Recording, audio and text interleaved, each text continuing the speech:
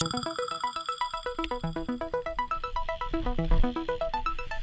the last few months I've been riding with Garmin's Edge 25 cycling computer, which appeared on the scene and wowed everyone with its extremely small size. The Edge 25 is the sort of spiritual successor to Garmin's Edge 200, which is now discontinued. It's a minimalist unit for riders that want to record their data but not really obsess about it while they're riding. They might want to compete on Strava, for example, but they don't want to carry around the bulk of a unit like the Edge 1000, which has full mapping ability.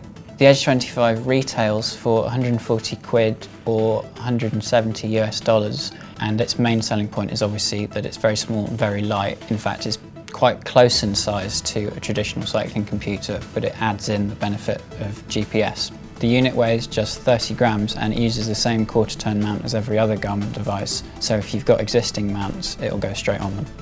When Garmin came out with the Edge 25, they also released the Edge 20, which is their entry-level model, and outwardly they're essentially identical. The only real difference that matters is that the 25 is compatible with external sensors, so you can hook up a cadence sensor, a speed sensor, and also the 25 is compatible with the Varia radar, which Garmin is pushing at the moment. The 25 measures all the things you'd expect, so distance, speed, time, and everything that's derived from those, like average speed. What it doesn't do is give you power information, so if you're somebody who wants to record that, you're going to need to shell out for a more expensive unit. It will do heart rate if you've got a heart rate strap though, so if you're monitoring your training that way, that's an option.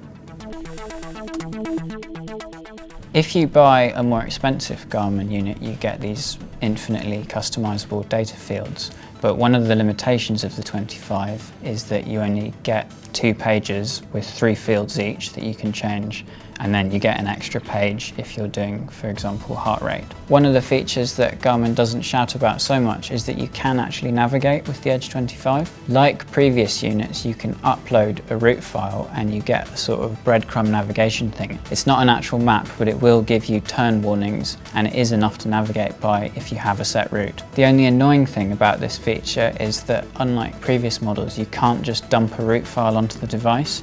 You have to use Garmin Connect, which for people who are using third-party services like Strava exclusively is annoying because it means dealing with another account online.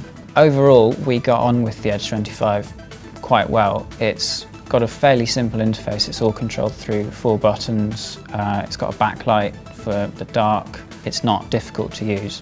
The only other odd thing about the interface is that you can't jump to the menu while the timer's running, which doesn't really matter once you've got the device all set up, but it's annoying if you're the sort of person that constantly tweaks things because you want to, for example, show a different data field or change the auto pause settings or something like that. As you'd expect, the Edge 25 is waterproof. We've ridden with it in the rain, no problems, chucked it in a glass of water for a laugh, equally no problems. And one other nice thing about that is they've improved the charging connection. So instead of having that horrid little rubber flap that you had on previous Garmin devices, it just clips onto the outside of the device. You might wonder if a device this small is going to be difficult to read whilst you're riding, but because it doesn't display too much data on each page, it's actually pretty clear. It also lives up to its battery life claim. It lasts for about 10 hours, so that means that you're not going to be taking it on a cycling holiday without charging it, but for normal week-to-week riding, there's no problem keeping it topped up. Overall, we've been quite impressed with the Edge 25. Obviously, it's not for complete data whores, and it's not for people who want mapping ability, but for its intended purpose, it's very well designed, it looks good on the bike, and it's completely unobtrusive.